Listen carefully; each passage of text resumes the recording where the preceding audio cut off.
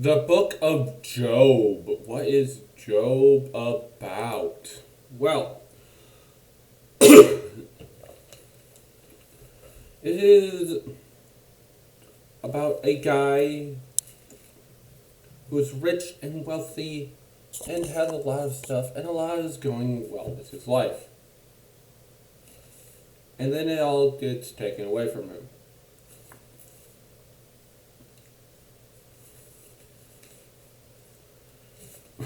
Because it can. Just like that. And God doesn't need to give you a reason why. Anyway.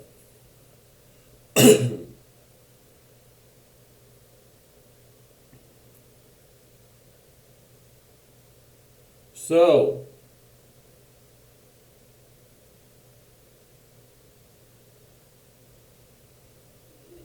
What is Job's error? Well, or is it really? It also teaches you that God's not a vending machine. Your good actions are not coins. Like his friends keep on seeming to think over and over again because they're like, oh, you must have done something necessarily bad. You must be this horrific sinner for because surely all your good actions give God this necessity, this like need, this like he can only give you good things now. No, that's not how that works.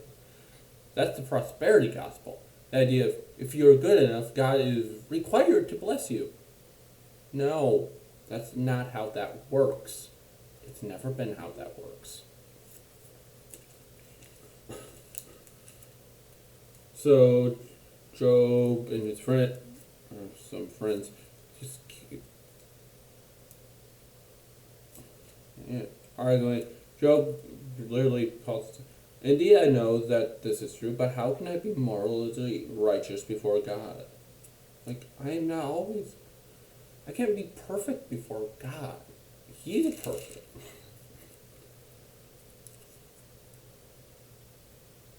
Oh yeah, and then there's one verse in Job where it's like, if only you would be quiet and let that be your wisdom. Which is this great comeback.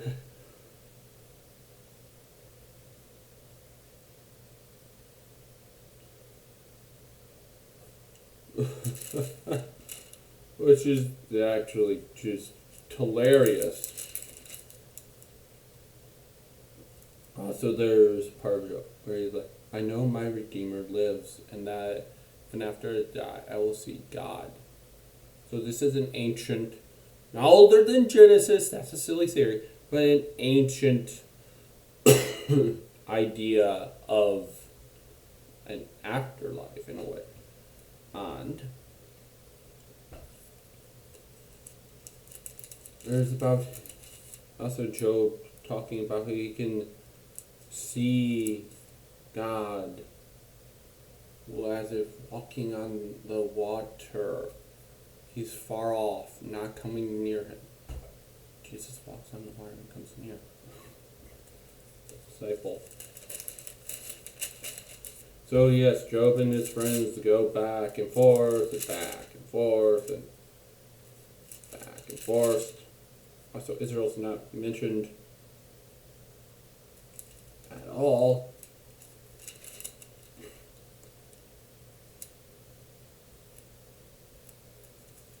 And then finally, the youngest one starts talking. Yeah, who...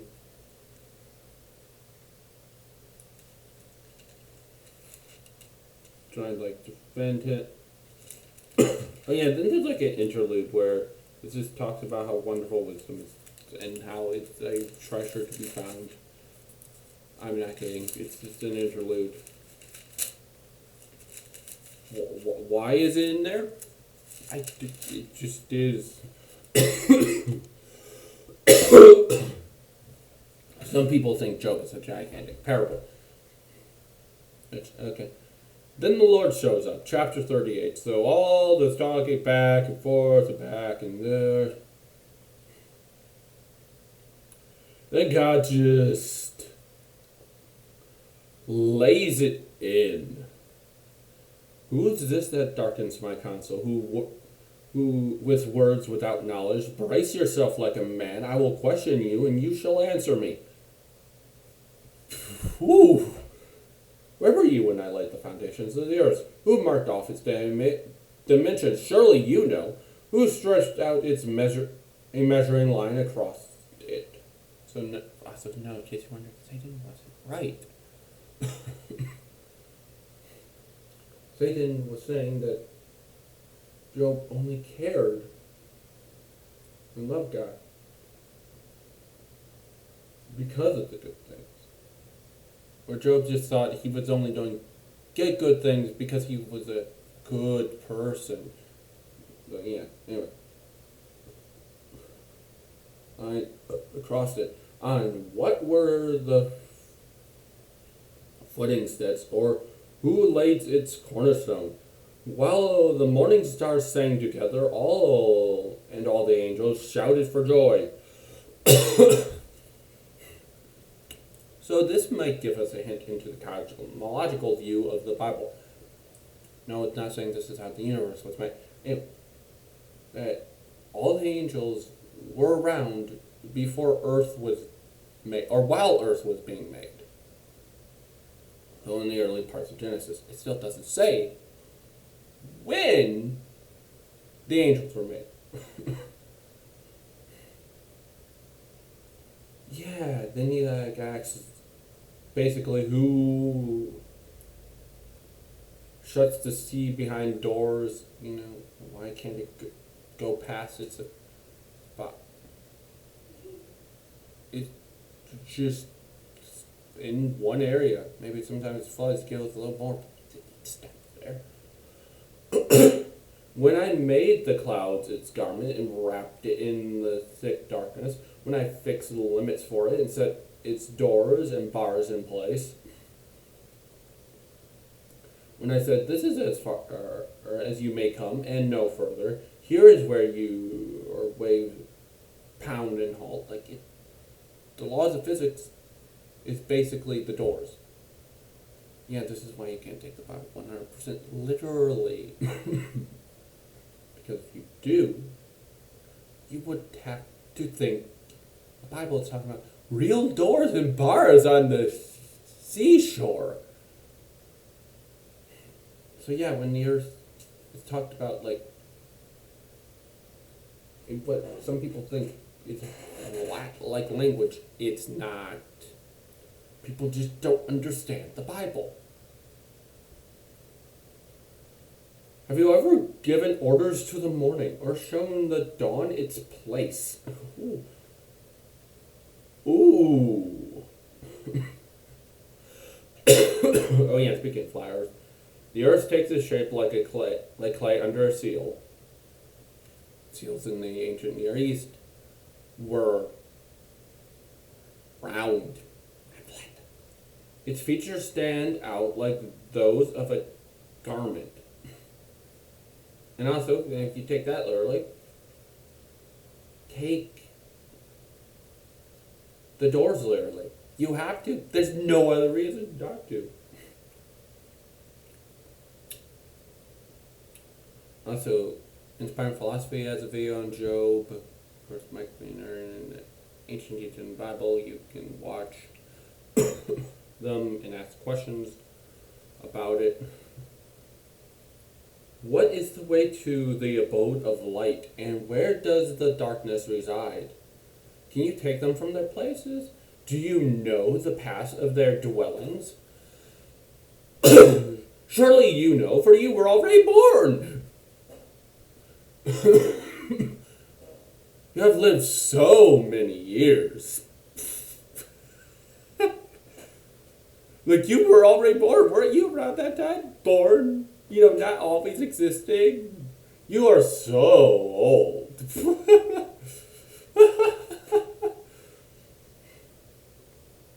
Who cuts channels for the torrents of rain and patches in the paths of thunderstorms. Yeah. Can you bind the beautiful Pleiades, or can you loosen the cords of Orion? Yeah, this is talking about constellations now. Like, basically, do you, O mere human being, have any sort of power? Can you bring forth the constellations in their seasons, or lead the bear out with its cubs? Hanging out there. Do you know the laws of the heavens? Can you set up God's dominion over the earth? Ooh. Do you know the laws of the heavens?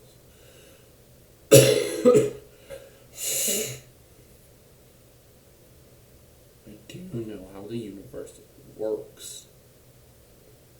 No, Job doesn't. None of his friends do. They don't. Did they report to you, here we are, who enthroned the hearts with wisdom, or gave understanding to the mind? Like, hey, who made your brain work? Oh yeah, that was me. That you. Who has the wisdom to count the clouds? Who can tip over the water jars of heaven? Who can make it rain? Quite literally. Do you know where the mountain goat gives birth? Like, can you tell me if there's a mountain goat right now giving birth? And where that is located? No. You can't. Do you watch when the doe bears her fawn? Are you there? Can you see? Do you know what's happening?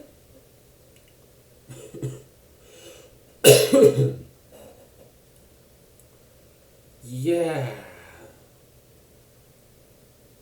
Yeah, all of this, like,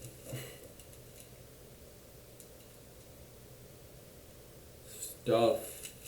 And then Job responds.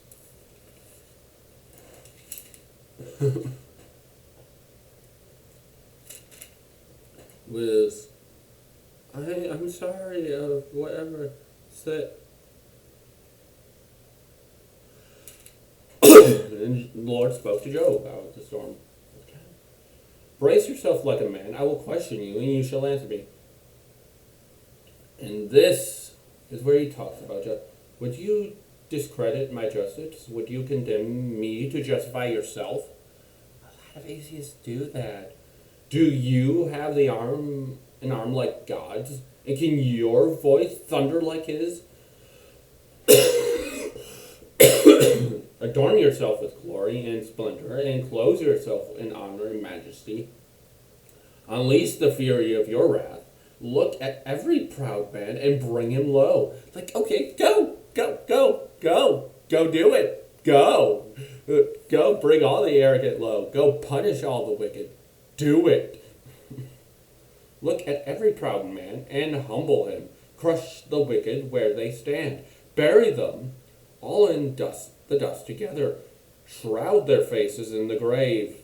Then I myself will admit to you that your own right hand can save you. Like, yeah, destroy every single wicked person. Which is the world, by the way. The entire planet has this thing called mercy. Yes. And then we get the Leviathan and Behemoth, or Behemoth and Leviathan. Behemoth comes first. So chapter 40, verses 15 through 24 is the Behemoth. And only time the Behemoth is actually mentioned in the entire Bible. Leviathan, not actually. There are a few other times where it's just described as this insurmountable creature that cannot be defeated. Yeah, if you'll lay a hand on him, you will remember the struggle and never do it again. You will survive. You won't die. It won't kill you. You would just regret it. Very much. Or it will scare you into the afterlife. That. Yes.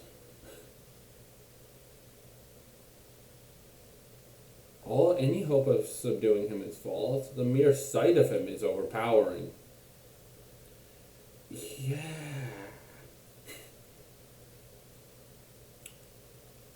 Then Job 42, where Job is like, listen, I just made mistakes. I got things so bad. I know that you can do all things. No pain of yours can be thwarted. You ask, who is this who obscures my counsel without knowledge? Surely I spoke of things I did not understand, things too wonderful for me to know. You said, listen now, and I will question you, and you shall answer me. My ears had heard of you, but now my eyes have seen you. Therefore I despise myself and repent in dust and ashes. So what does